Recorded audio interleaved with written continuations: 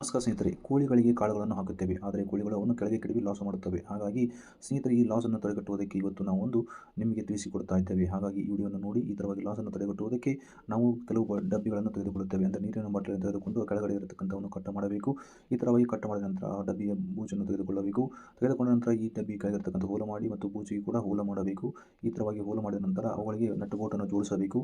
ಈ ಥರವಾಗಿ ಡಬ್ಬಿ ಬೂಜುಗಳಿಗೆ ಎಲ್ಲವನ್ನು ಜೋಡಿಸಿಕೊಂಡು ಈ ಥರವಾಗಿ ತೈಟ ಮಾಡಬೇಕು. ತೈಟ ಮಾಡಿದ ನಂತರ ನಾವು ಈಗ ನೋಡಬೇಕು ಈ ಡಬ್ಬಿಗಳನ್ನು ಈ ಬೂಜಿಗೆ ಈಗ ನಾವು ಈ ಡಬ್ಬಿ ಬೂಜಿಗೆ ಮೇಲೆ ಇರತಕ್ಕಂಥದ್ದು ಹೋಲ ಮಾಡಿ ಇಲ್ಲಿ ನಾವು ಹೋಲ ಮಾಡುತ್ತೇವೆ ಮತ್ತು ಕಾಳುಗಳು ಮತ್ತು ನೀರು ಕೆಳಗೆ ಬೀಳುವುದಕ್ಕೆ ಈ ಥರವಾಗಿ ಕಟ್ ಮಾಡಿ ಇಲ್ಲಿ ಡಬ್ಬಿ ಬೂಜನ್ನು ಈ ಥರವಾಗಿ ತೈಟ ಮಾಡಬೇಕು.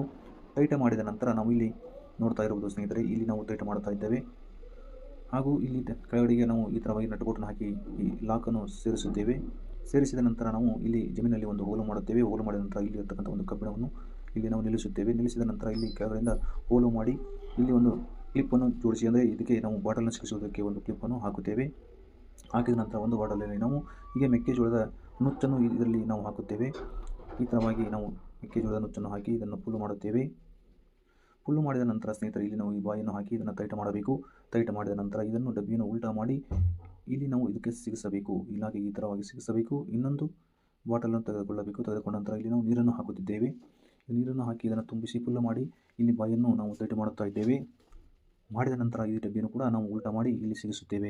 ಈ ಥರವಾಗಿ ಒಂದು ಡಬ್ಬಿ ನೀರು, ಒಂದು ಡಬ್ಬಿ ನುಚ್ಚನ್ನು ಹಾಕಿ ಈ ಥರವಾಗಿ ಸಿಗಿಸಿದರೆ ಇಲ್ಲಿ ಕೆಳಗಡೆಗೆ ಒಂದು ಕೋಳಿಗಳು ತಿನ್ನುತ್ತವೆ. ಅಂದರೆ ಅವೆಷ್ಟು ತಿನ್ನುತ್ತವೆ ಅಷ್ಟೇ ಕೆಳಗಡೆಗೆ ನುಚ್ಚು ಬೀಳುತ್ತದೆ ಮತ್ತು ನೀರು ಕೂಡ ಅಷ್ಟೇ ಕೆಳಗೆ ಬೀಳುತ್ತೆ ಅಂತ ಹೇಳ್ಬೋದು. ಹಾಗಾಗಿ ಯಾವುದೇ ಕಾರಣಕ್ಕೂ ಇಲ್ಲಿ ಲಾಸ್ ಆಗೋದಿಲ್ಲ ಅಂತ ಹೇಳ್ಬೋದು. ಕೋಳಿಯು ವೇಸ್ಟ್ ಮಾಡೋದಿಲ್ಲ ಅಂತ ಹೇಳ್ಬೋದು. ಸ್ನೇಹಿತರೆ, ಇದೇ ಥರವಾದ ರೈತ ಮಿತ್ರ ವಿಡಿಯೋಗಳನ್ನು ನಾವು ಹಾಕ್ತಾ ಇರ್ತೇವೆ. ಹಾಗಾಗಿ ನಮ್ಮ ಚಾನಲ್ನ ಸಬ್ಸ್ಕ್ರೈಬ್ ಮಾಡ್ಕೊಳ್ಳಿ, ಬೆಲ್ ಬಟನ್ ಪ್ರೆಸ್ ಮಾಡಿ. ಫೇಸ್ಬುಕ್ಕಲ್ಲಿ ನೋಡ್ತಿದ್ದರೆ ನಮ್ಮ ಚಾನಲ್ ಫಾಲೋ ಮಾಡಿ ಅಂತ ಹೇಳ್ತಾ ಈ ವಿಡಿಯೋನ ಇಲ್ಲಿ ಮುಗಿಸುತ್ತೇವೆ. ಜೈ ಹಿಂದ್.